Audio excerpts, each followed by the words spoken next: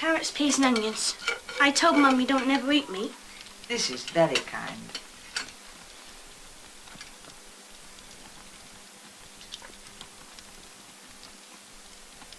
Is something wrong?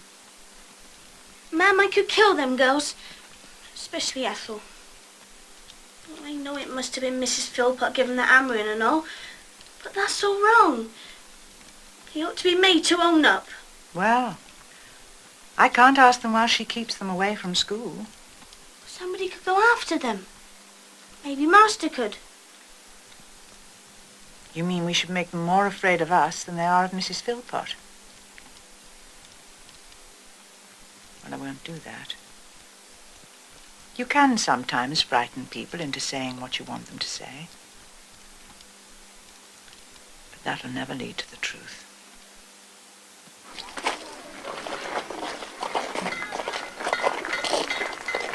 Ma'am, we've been hearing things these last couple of days, made my blood boil. I just want to say that nobody with an atom of sense believe a word of it. And if anyone dare repeat it in my presence, be it man, woman, chick or child, I won't be responsible for what I do to them. That's all.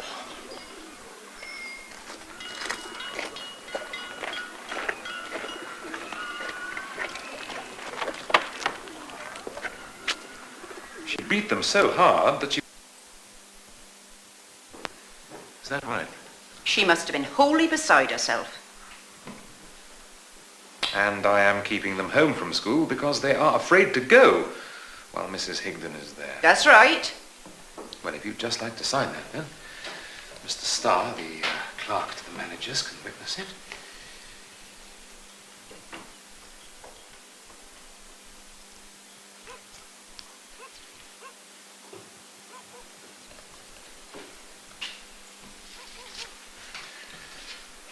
Thank you very much, Mrs.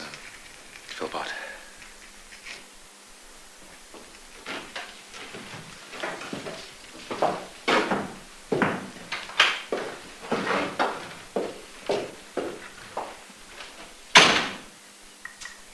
Well, I see no good reason to doubt Mrs. Philpott's account of the affair. In the main essentials. I think we should now write the Education Committee. Report the matter. Well, the point we have to make is that it's not just an isolated incident, it's Mrs. Higden's general attitude. It's always been unsatisfactory. Constant friction. It's in the record. The minutes would confirm that, Mr. Starr. Oh, indeed. Exceeding the coal allowance, complaints about a cracked step, discourtesy to a manager, lighting fires at an authorized time of the year, complaint about condensation, defiant attitude. And this business of ill-treating the girls is merely the last straw. And we want her to go. Well, that we feel she'd be happier in some other post, more congenial to her, and would respectfully request she be transferred. And Mr. Higden? In the case of a joint appointment, if she goes, he has to go too. Well, I move that Mr. Eland be instructed to write this her letter. I second it. Agreed? No problem.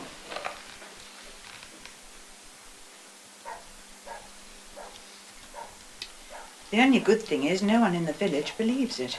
Well, when a manager report gets to Norwich, they don't know us there, they might believe it. That's true. We can't just let it slide, Kitty. I mean, it'll all go down on your record. Brutal violence against the children in your care. You never get a job anywhere after that. Yes, you're right. That would mean we'd have to force our own inquiry. Exactly. That's why I'm writing to the union.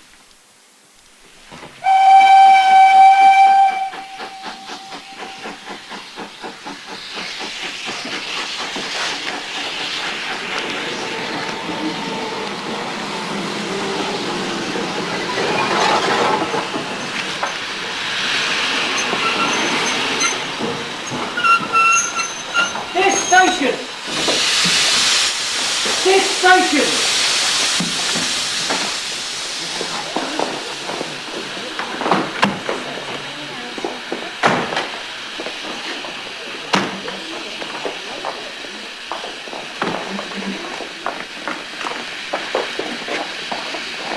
Higden? Very pleased to meet you. We want an inquiry. I thought the Board of Managers had investigated and held a meeting. That wasn't a meeting, that was a farce. You call that an investigation? I urged them to come here and ask the children. Not one even answered. A proper inquiry. The National Union of Teachers, as such, doesn't have the machinery. The NUT can write to the Norfolk Education Committee and demand an inquiry.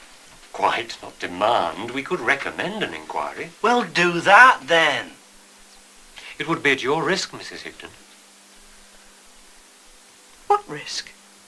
Have you considered that the local verdict might be upheld? Not for an Oh, the instant. question. No one in their senses would believe... 15 signed statements we've got here. We could have... We could get 100. Just a bunch of pig-headed parsons and farmers. That one tiny little clique. Pardon me, Mrs. Higden, but that's not quite true, is it? What do you mean? Well, it's not just the Burston managers. In your last school in Wood Dawling, the managers sent in a very similar report. Persistent discourtesy, lighting fires without permission. It was the same situation. The school turning into a slum. And a handful of penny-pinching landowners trying to keep a stranglehold on it. And expecting to be treated like little tin gods. If you could find anyone in a position of authority to say a good word. The school inspectors. Yes, they might help. Of course, one can't be sure. However, what I have drafted for you is this. Look at this. I've got a copy of the last HMI report. The condition of the school is very promising. A good tone now, he says now, meaning since we came. Before that was a bloody shambles. A good tone now prevails. Yeah, and we've got dozens of these, but you can read them all. Read them. And tell me where you've seen better. There does seem to be some discrepancy between this Now and do you believe us? Yes, but if I go back to London and tell them how these managers are supposed to have behaved, well, you know, they're going to find it very hard to believe. Well, they'll have to force themselves, won't they? Because it's the truth. As a union, the NUT is not very strong yet. We're still, as it were, striving for recognition. And you're not going to get any stronger by sitting on your backsides. You get stronger by fighting. Well, now that's debatable. In my experience, it's always worth aiming at conciliation in the first instance. Now, I've drafted this letter to the Education Committee. If Mrs. Higden were to sign this and post it, it might just do the trick. I did not punish the girls excessively. I didn't punish them at all. No, but you see, if I did not punish them at all.